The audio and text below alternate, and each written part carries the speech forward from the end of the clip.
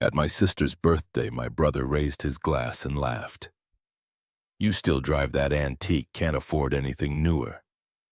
Everyone laughed, but what they didn't know was, I wasn't just the guy with the 30-year-old car anymore. I had quietly built a tech empire, one powerful enough to buy out the company my brother used to run. And when a reporter crashed the wedding weeks later to interview me, not him, the laughter stopped cold. I didn't need revenge. The truth spoke louder than I ever could.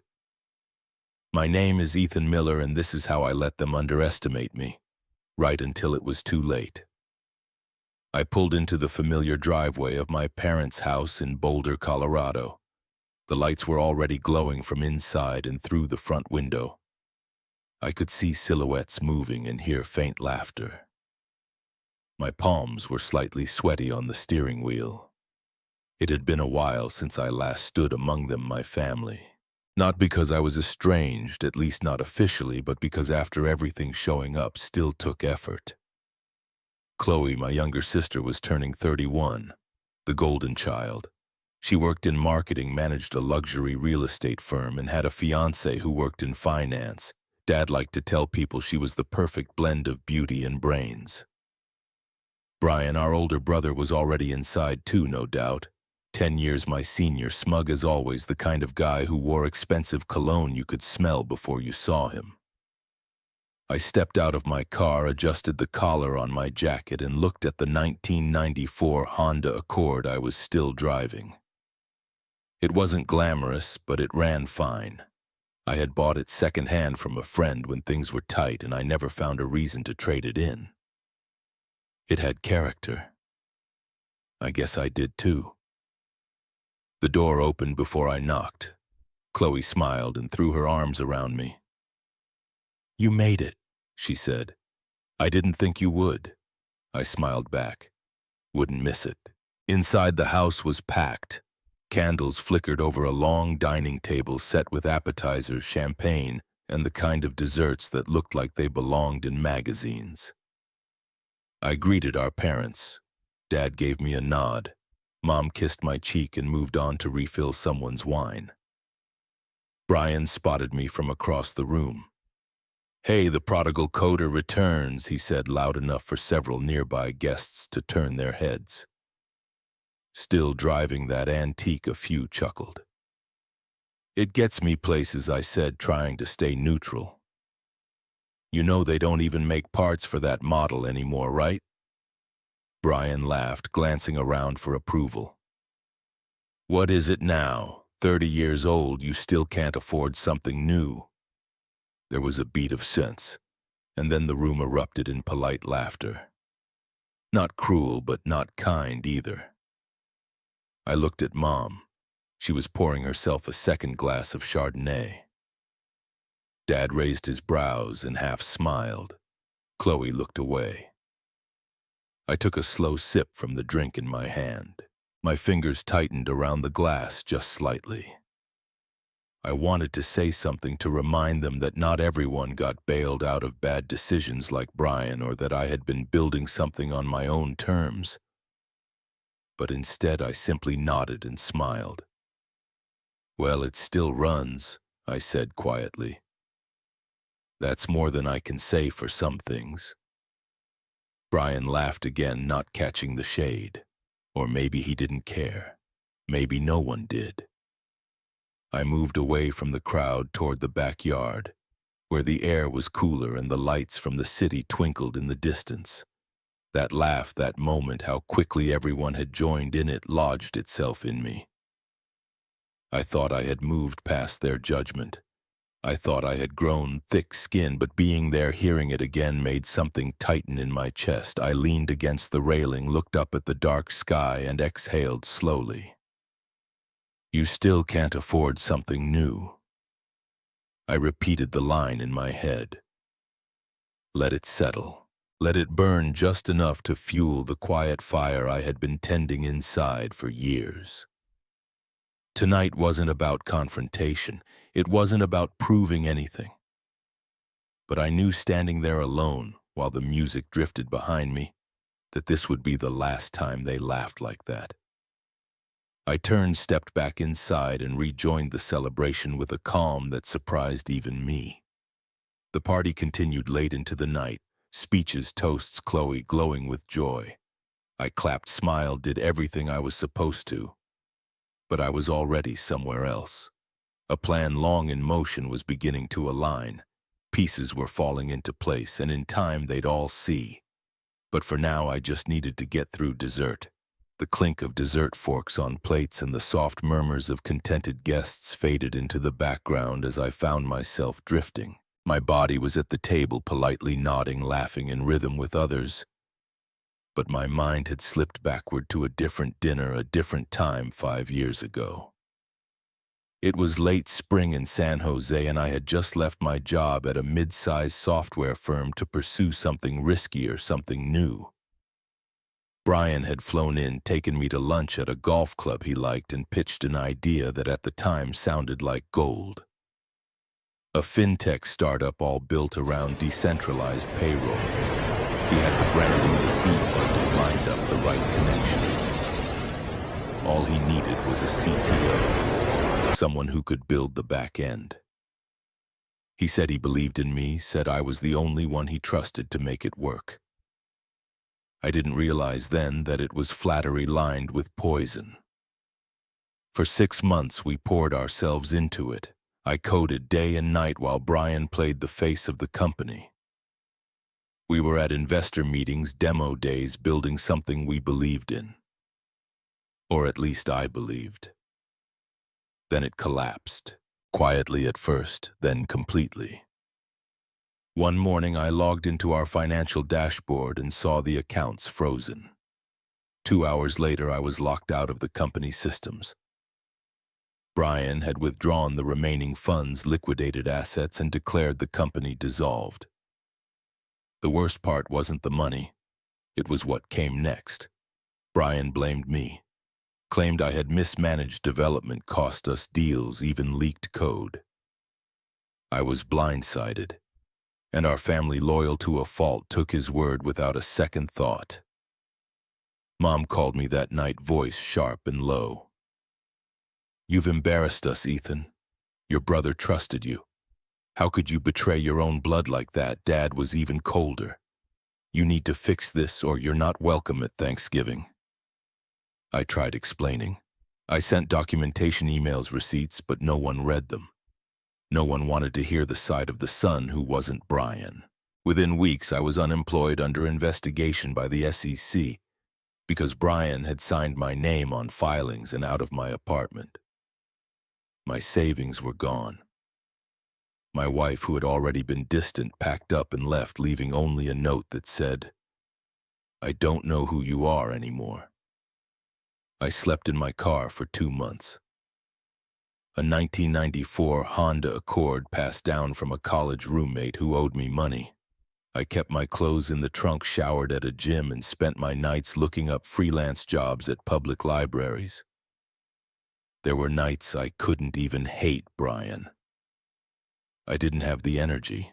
I just hated myself for trusting him. I remembered watching him on TV 6 months later, smiling, shaking hands at a fundraiser, now at a new investment firm. He'd landed on his feet. I hadn't even gotten back up. Until Linda called. She was my old professor from Stanford. She said she heard what happened and didn't believe a word of it. She offered me her garage to work in and a referral to a cybersecurity client. That was my first gig after everything. And from there, piece by piece, I started building again. Quietly, away from all of them. Back at Chloe's party, someone tapped their glass and raised a toast to family. I raised mine too, eyes dry, smile steady. But under the surface, everything inside me was still burning. I didn't talk to anyone in my family after that call with Linda. Not Mom, not Dad, certainly not Brian. It wasn't defiance, it was survival. The silence was easier to manage than the shame. I poured all my energy into working, learning, breathing, just enough to stay afloat. During the day, I picked up any job I could find. I painted fences, washed dishes at a Thai place, managed inventory in a dusty warehouse. I made just enough to eat cheap food, refill my car's gas tank, and keep a prepaid phone running. At night, I took my laptop to coffee shops with late hours or parked outside buildings with decent Wi-Fi and worked on coding gigs. Simple websites at first, then small security audits, then payment integrations. I kept a spreadsheet with every client, every payment, every hour billed. I had to. Nothing could slip. I lived out of that accord. I rearranged the back seat into a bed and used tinted covers to block the windows. There was a rhythm to it after a while. The gym at 6 a.m., shower, free coffee at the co-working space that let me in if I helped clean, coding until midnight, rinse and repeat. Linda checked in every week. She asked if I had enough food. She sent me links to open-source repositories. She read every proposal I wrote. There were no holidays, no birthdays, no weekends, just noise-canceling headphones and code. I told myself I wasn't hiding. I was working. I was preparing. It was in the second year that something clicked. I started building a tool to detect vulnerability in encrypted messaging platforms. Not sexy, but practical. I called it Iris. It was clunky at first, but with Linda's feedback and some testing from a few friends in cybersecurity groups, it got better. I pitched it quietly to 3 firms. 1 bit. The deal wasn't huge, but it was clean. I used the money to rent a studio in East Palo Alto and upgraded my equipment. No more car bed. I cried the first night I slept on a mattress again. Linda visited soon after. She brought coffee and a cactus in a white ceramic pot. For good energy, she said. She walked through the space and nodded with satisfaction. You've built something here. She was the first person in years to say that to me. I stayed heads down. I didn't attend meetups, didn't try to grow fast. I just worked. 1 client became 3, then 7, then a small team. I never mentioned my last name on calls, no LinkedIn profile, no interviews, until one day an old venture capitalist who once laughed at me during a pitch messaged me on Twitter, said he was impressed with Iris, wanted to talk. I stared at the message for a long time, then closed my laptop and walked outside. The sun was setting and the air smelled like jasmine. I wasn't ready to talk to investors again. Not yet. But I was ready for something more. I looked at the cactus by the window, now taller than when she brought it. And I smiled. It was time to stop surviving. Time to start building. The next morning, I opened a new folder on my laptop and named it simply Project Nova. It felt like naming a child. Everything was still in its infancy, but I had momentum. And more importantly, I wasn't doing it alone. Natalie Ross was an old college friend who had pivoted into law, specializing in tech startups and IP protection. She reached out after hearing about Iris and said she believed in what I was building. We met at a coffee shop in Palo Alto, and over one of those bitter green teas she loved, she offered more than legal help. She offered her garage. You can't build a tech legacy without starting in a garage, she said gravely. So that's where it began. Her garage smelled like old paint and cardboard. We cleaned it out, moved in 2 desks, a battered whiteboard, and an industrial fan. I set up the server rack with whatever spare parts I had, and Natalie brought the rest. There were no windows, but plenty of possibility. Natalie worked her regular job during the day and spent evenings helping me refine the product and comb through user agreements. She understood structure. I brought the vision. Our platform aimed to make secure communications accessible for small businesses. Think encrypted file transfers, protected chat channels, data redundancy tools usually reserved for enterprise firms. We were targeting the overlooked. I didn't post about it, didn't tell Linda, didn't send updates to anyone, especially not my family. If it failed, no one needed to know. If it worked, they'd hear about it eventually. The first few months were brutal. We pitched to bakeries, local clinics, a landscaping business. Most said no. Some said maybe. A few said yes. The first client was a veterinary clinic that needed a secure way to manage patient records across their 3 locations. It wasn't sexy, but it paid. I remember sitting on the floor of the garage staring at the check they mailed us. It wasn't a lot, but it was physical proof that we were real. I deposited it the next day and bought a second monitor. We called the platform Sentinel. By month 6, we had 5 paying clients and an alpha version stable enough to onboard 10 more. Natalie secured our LLC paperwork, filed a provisional patent, and created contracts so clean they made my head spin. One night, while we were debugging an annoying server timeout, I asked her why she was really doing this. "Because I know what it's like to build something from rubble," she said, "and because I believe you'll finish what you start." It was the first time I let myself believe it too. We celebrated milestones quietly, a dinner at a food truck, a toast with sparkling water. We couldn't afford much else, but it felt honest, earned. The nights were long. I slept less. My dreams were sharper. I stopped checking social media altogether. It wasn't worth the distraction. And honestly, I didn't want to know what Brian was doing. He had taken everything once. I wouldn't give him another inch. One afternoon, after securing our 10th client, Natalie turned to me and said, "We're going to need a bigger garage." I laughed, then paused. It was the first time I allowed myself to imagine scale, expansion, maybe even visibility, but not yet. For now, we were still in the shadows, and that was fine, because some of the most powerful storms start in silence. 3 years later, I stood in front of the floor-to-ceiling windows of our downtown San Francisco office, holding a cup of coffee and watching the fog burn off the bay. Sentinel had become more than a scrappy side project. We now had a team of 12, a clean burn rate, and were days away from closing a major contract with a healthcare network. Natalie had moved into the COO role and ran operations like a surgeon. The new office still smelled of fresh paint and optimism. My desk had a photo of the original garage taped to the side of the monitor. It reminded me not to get comfortable. Growth was never promised. Every step forward was built on the back of nights no one saw.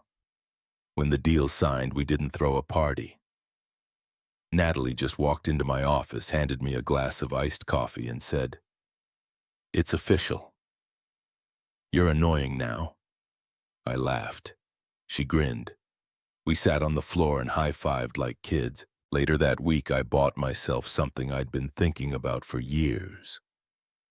A fully restored 1971 Mercedes 280 SE. Deep navy chrome accents, a caramel leather interior that smelled like old novels and earned pride. It wasn't flashy in a modern sense. It was elegant, purposeful, just like I wanted to be.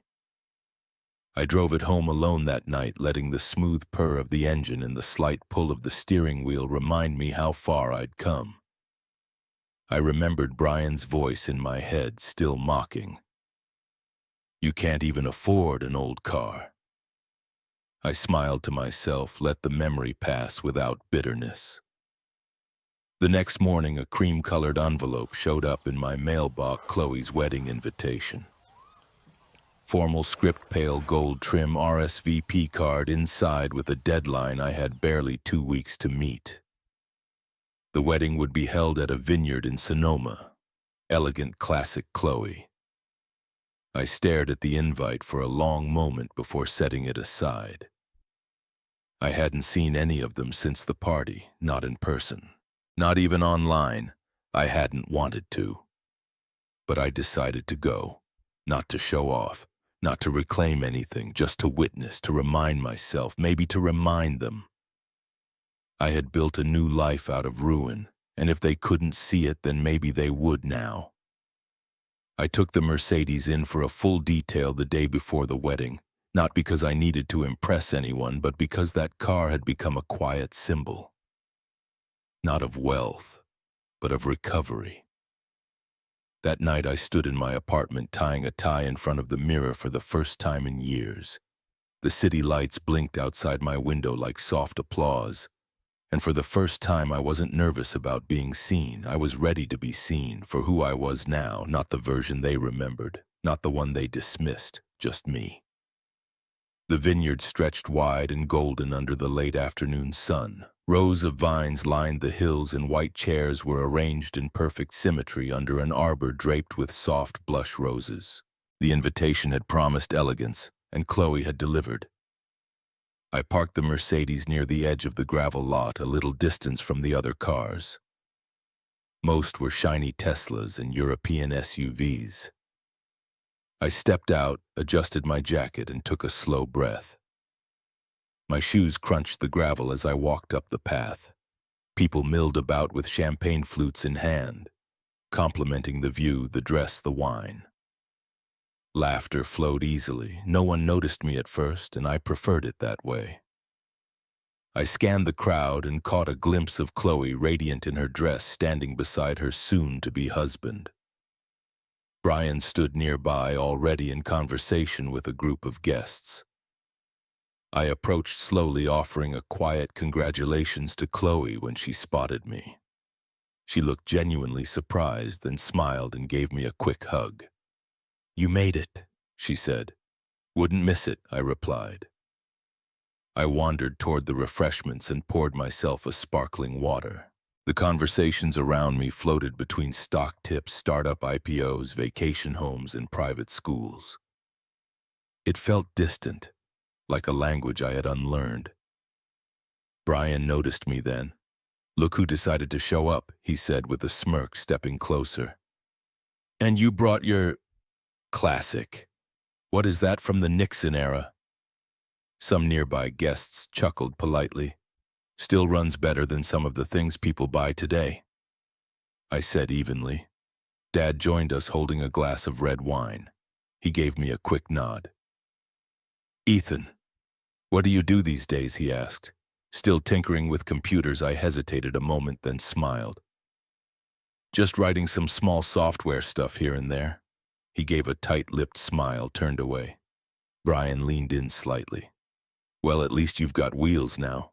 That car must have some stories." "I bet it's older than Chloe." Another chuckle from the group. I took a sip of my drink and said nothing.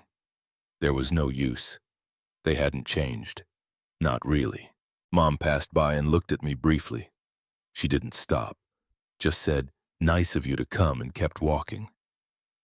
I found an empty spot near a hedge and stood alone for a while, watching the light shift over the vineyard. My car sat quietly in the distance, polished and proud. I didn't need to say anything. I didn't need their approval. I was there for Chloe, for the version of myself that had been exiled and rebuilt. Let them laugh. Let them wonder. The sun dipped lower behind the vineyard hills as the golden hour painted everything in a soft glow. I took another sip of sparkling water, half listening to the string quartet warming up near the archway. In the distance, Chloe was posing for photos with guests, her laughter floating lightly through the air. I had positioned myself near the edges again, where the shadows felt safer. Then I heard the heels, sharp, decisive steps on gravel. Not family, not a guest either. I turned and saw a woman making her way across the courtyard. Her assistant just behind her. Her stride had purpose, like she was heading into a courtroom, not a wedding. The navy blazer, the sleek ponytail, the crisp white folder in her hand. She looked vaguely familiar. "Ethan Miller," she called out as she neared. I straightened. "Yes, Claire Sutton, Wallace Journal. I've been trying to get in touch with you. Congratulations, by the way. Sentinel's nomination for the Colorado Innovation Grant is causing quite the buzz." Her voice was clear, polished, loud enough. I glanced around. Heads were turning, conversations dimmed. My family, clustered near the wine bar, was listening now. I blinked. "Thank you. We're honored. I wasn't expecting to be approached here. She smiled, professional but warm. That's understandable. But your company is generating serious interest, especially after word got out about the discussions with the state's public health department. Brian turned slowly toward us. His expression shifted from idle boredom to focused disbelief. Discussions, I said carefully.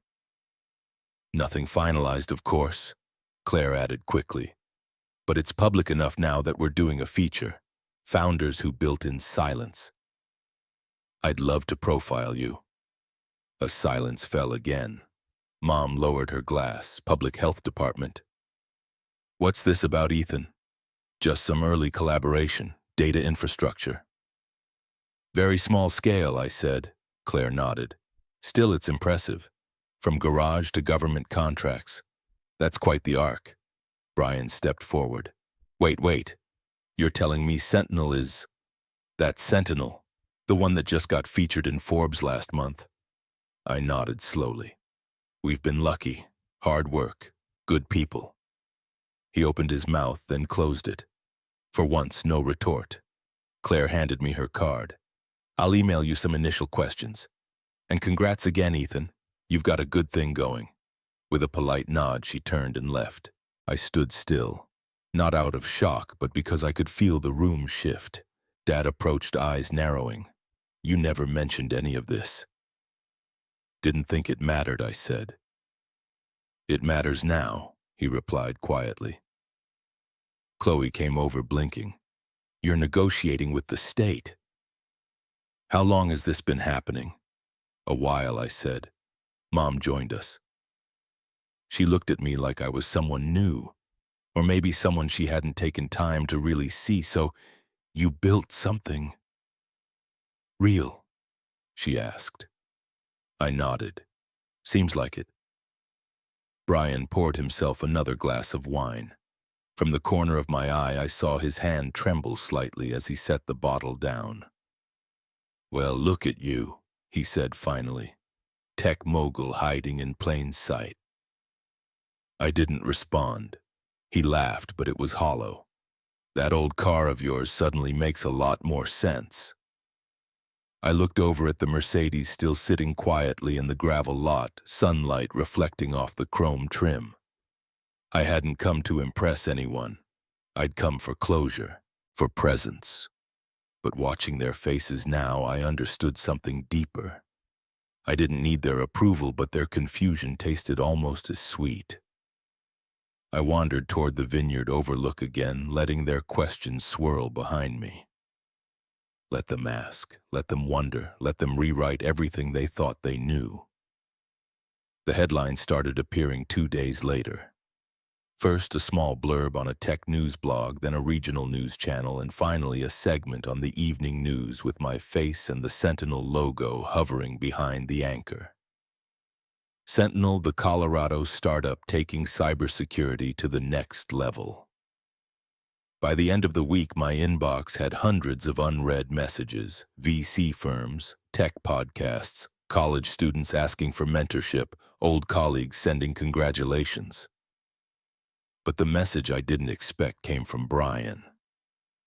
Hey, think we could talk sometime soon? Just the two of us. I stared at it for a while before replying. Tomorrow. 10 a.m. Forest and Finch downtown. He arrived early, or maybe I was late. I walked in and saw him at a corner table dressed in a sharp blazer, the kind of outfit that said I still run boardrooms even if I no longer do. Ethan, he said, standing. Good to see you. I nodded and sat. He ordered coffee for both of us without asking. Classic Brian. He smiled a little too wide. Look, I just want to say, what happened years ago, that whole fintech thing, I handled that poorly, real poorly. I leaned back, letting him continue. I was young, arrogant. I pushed that deal too hard, and when it failed, I didn't own up. I blamed you. Publicly. Privately. That wasn't right. The server set down our coffees. I stirred mine slowly. I guess what I'm trying to say is, I'm sorry, I really am. You didn't deserve how I treated you. I took a sip. The coffee was good, smooth, no need for apologies, I said quietly. I remember what you said about the car, he blinked. What? At Chloe's birthday, the old car comment. That stuck. He gave a hollow chuckle. Come on, man. That was just a joke. You know me. I know you, I said. We sat in silence. He looked like he wanted to explain more to fix something.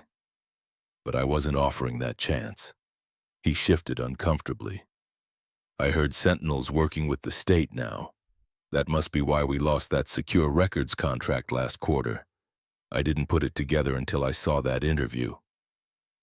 So this isn't just about apologies, I said. He didn't deny it. He couldn't. I could see the truth flicker across his face. Look, he said we're all trying to survive out here. I thought maybe, if there was a way to collaborate or just clear the air. I stood. We've cleared the air. You have your answer. I left him sitting there, hands wrapped around a cup that was rapidly cooling. Outside the sun was bright, but the wind cut sharp against my face. I got into the Mercedes and sat for a moment watching people rush by on the sidewalks, lives moving in all directions. This wasn't revenge. Not exactly. It wasn't spite either. It was a mirror. I'd simply become the reflection they never expected to see. Sometimes the sweetest retribution doesn't come from raising your voice. It comes from the silence that follows 1,000 loud dismissals. I pulled into traffic, the city folding open before me like a book I finally got to write. Natalie showed up at my office unannounced, clutching a legal folder with the kind of determination I hadn't seen from her since law school. She tossed it gently on my desk and crossed her arms. You ever think about reopening the civil case, she asked. What civil case, I said, though I already knew. The one Brian buried under NDAs and media spin. The one that destroyed your credit and reputation. I stared at the folder. We were in a different world now. Sentinel had legs, I had leverage, and maybe I had unfinished business. He's family, I said. So are you, she replied. And your story matters. Let the court decide what's right. I hesitated, then opened the folder. 2 weeks later, we filed.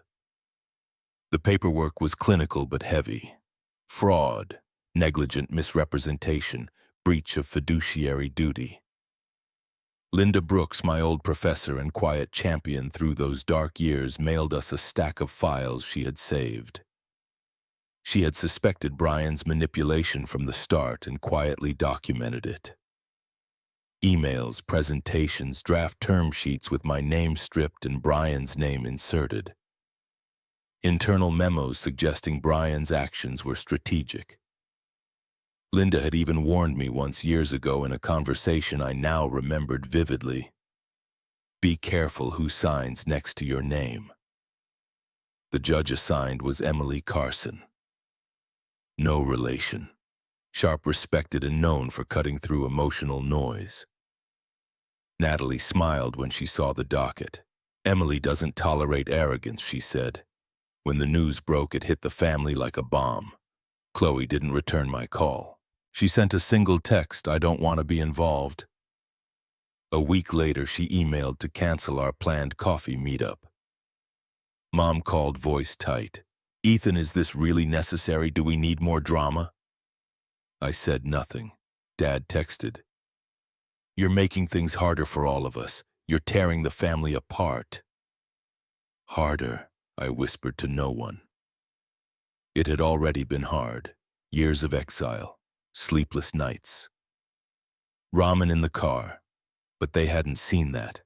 Brian went public with a statement, disappointed, heartbroken, accused his brother of dredging up ancient history for attention. He was always good at rewriting his own failures into noble causes. I didn't respond. The local business journal ran a quiet story on it. They called it a family legal feud rooted in tech ambitions. But Natalie knew how to play this. She released carefully curated press notes highlighting facts, not emotion. She painted a picture of betrayal with calm precision.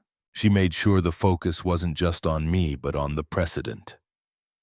Founders being pushed out of their own startups, contracts manipulated, the cost of silence. As discovery began, the energy in the office shifted. My team didn't ask, but they saw the headlines. I could feel the eyes, the curiosity. But no one judged me. They kept building, kept showing up. One intern left a post-it on my desk. "Keep fighting. We've got your back." One evening, as the sky turned orange over Denver, I walked past a wine bar downtown and saw Chloe through the window. She was with friends, laughing politely. She didn't see me. I didn't wave. A part of me wanted to walk in just to remind her I still existed. Another part knew I didn't need to. The next day, Emily Carson scheduled the preliminary hearing. It would be in 3 weeks. Brian had retained one of the top firms in Colorado. He was fighting it. Good. I wanted the truth to fight harder. There were days I second-guessed myself. Days when I reread the complaint and thought, maybe this isn't worth it. Maybe silence is safer. But then I'd remember the look in Brian's eyes when he pushed the blame on me. The way everyone believed him. That night, alone in my apartment, I sat on the balcony and looked at the court papers again. My name. His name. 2 brothers, now strangers, etched into legal record. The city lights stretched before me, buzzing with stories. This was mine. This wasn't about revenge, it was about closure. About saying this happened, and it mattered. I didn't know if the court would see it my way, but I finally believed I had the right to ask them to look. The knock at my door came just past 9 on a Wednesday night. I opened it to find my mother standing there wrapped in a coat far too formal for the hour. Her eyes were red not from tears but exhaustion. The kind you get from nights spent worrying, not weeping. "Can I come in?" she asked softly. I stepped aside. She walked in and stood in the middle of my living room like a stranger. Her gaze landed on the stack of legal documents on my coffee table, then flicked away. "Ethan, please." She began turning toward me. This lawsuit, it's tearing everything apart. Your father can't sleep. Chloe's beside herself." I crossed my arms. "What about me, Mom?" She faltered. "I know it's been hard on you." "I do. But this isn't the way. Can't we solve this privately?" Quietly, privately, like how Brian rewrote my contracts, quietly, like when I disappeared and no one asked where I'd gone. Diane's face tightened. Her voice dropped. "Ethan, this isn't about the past anymore. It's about our family, our name. This is public. People are talking." "Good," I said. "Let them talk." She stepped closer. "Please, I'm begging you. Drop the case. We can work something out. Talk to Brian. He's open to—" "No," I cut her off. "He's not open. He's scared, and he should be." There was a long silence. Then she said the words that hit deeper than I expected. "I raised you better than this. You raised me to be quiet," I said, "to play nice, even when it broke me." She left without another word. That weekend, Chloe texted me. "Can we talk?" I said yes. We met at a quiet cafe, the kind with too many succulents and not enough parking. She looked nervous. I expected anger, maybe guilt. What I didn't expect was what she said next. I knew she whispered. About Brian. I knew he manipulated the deal. I found the emails back then. I was going to say something, but Dad was so proud of him. Mom said it would ruin everything. I was scared. I was selfish. I stirred my coffee slowly. "Why now?" "Because I see you standing alone again." And I couldn't be silent again. I nodded. Her admission hurt, but I wasn't angry. Not anymore. I was tired of being angry. You don't owe me anything, I said, but thank you for telling me. She reached across the table, touched my hand.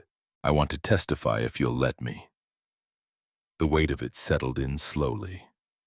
I looked at my sister and saw not a traitor, not a coward, but someone who had also been cornered by a family built on appearances. We sat for a long time after that, not saying much, just letting the truth sit between us. Back home, I opened a new document, a timeline, a witness list. Chloe's name now sat under a new heading, willing. Later that night, I stood on my balcony again. Same city lights, different feeling. There was pain in what I was doing, but also clarity. The fracture in the family wasn't mine to fix. It had existed long before I ever took it to court, and I wasn't breaking anything that hadn't already been broken. I was just showing the cracks. It happened on a Tuesday morning. Rain fell in steady streams outside the courthouse, a gray sky mirroring the weight of the past few months. Natalie and I stood by the steps, documents in hand, waiting for the final ruling. I barely recognized the man reflected in the polished marble floor of the courtroom when we walked in. Judge Emily Carson entered with calm authority. She reviewed the evidence statements and testimony with precision. Her verdict was clear. Brian was guilty of breach of fiduciary duty and fraud. He was ordered to pay restitution, barred from holding executive roles, and stripped of his stake in the company we once co-founded. The gavel struck once. It echoed. I didn't smile. I didn't cry. I just breathed. Outside, a few reporters huddled under umbrellas, already live streaming reactions. Natalie shielded me with her arm as we walked past. I said nothing. Claire was there too, but she didn't push for a quote, just nodded as we passed. The news broke fast. David Carson wins landmark case in corporate transparency ran across local and national headlines. Brian's photo, smug pre-trial, was plastered everywhere. Mine was smaller, usually beside Natalie, with words like tenacity and integrity in the captions. That night, I reserved a quiet table at the rooftop restaurant where Linda always wanted to eat. She was the first to arrive. Natalie followed, still in her work heels. Claire came last, dressed casually for once, hair tied back. I ordered champagne, though none of us were really drinkers. To the people who believed in me when I didn't, I said, raising the glass. Linda teared up. Natalie smiled without needing to speak. Claire tapped her glass lightly against mine. The toast wasn't loud, it didn't need to be. I glanced at the empty seat at the end of the table, the one I hadn't assigned but somehow left open. Later that evening, my phone rang. Unknown number. I let it go to voicemail. A minute later, the notification buzzed. It was my father. David, he began, voice low, hesitant. You did it. I don't know how to say this, but you were right. About all of it. I didn't see it then. But I do now. That's all. Take care. He hung up. No apology. But maybe it wasn't needed. I stepped out onto the balcony, the city lights stretching endlessly, each one blinking like its own quiet victory. There would be more trials, more scrutiny. But the silence I once lived in had been replaced with clarity. Not noise, just truth. And that was louder than anything Brian had ever said. The next morning brought sunlight and silence. I sat on my apartment floor with coffee, reading every headline again, as if they belonged to someone else.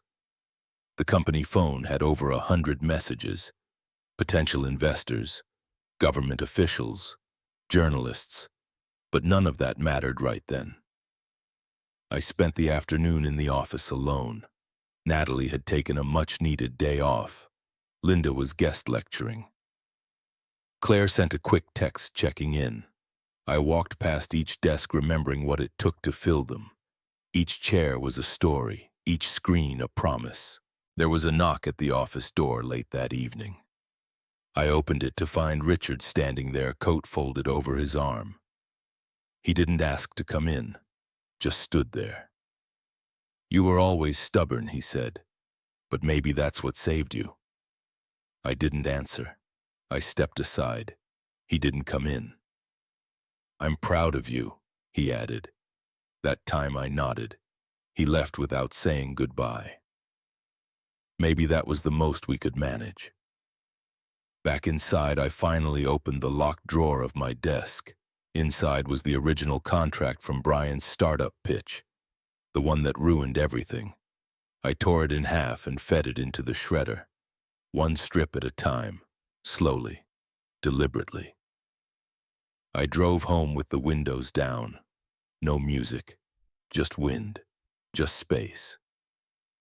At a red light, a man crossing the street looked at my car, the same vintage sedan that once drew laughter. This time he gave a thumbs up. I smiled.